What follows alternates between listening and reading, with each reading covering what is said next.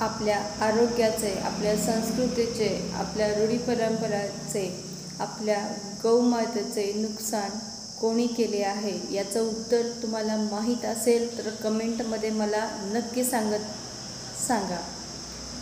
या सर्व गोष्टींचं नुकसान कोणी केलं, याला कोण जबाबदार आहे?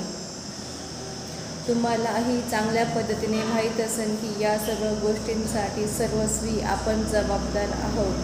कारण आपण मत देताना चुकीच्या व्यक्तीला देऊ हे सगळे प्रसंग आपण ओढावून घेतो. गोमाता कत्तलखान्यात जात आहे, याला सर्वस्वी आपण सर्वजण जबाबदार आहोत. ही स्थिती कधी थांबणार आहे हेही कमेंटमध्ये मला तुम्ही नक्की सांगा. कधी आपण सगळे जागरूक होणार आहोत आणि गायीची सेवा करण्यासाठी चालू करणार आहोत, गायीला जपणार आहोत.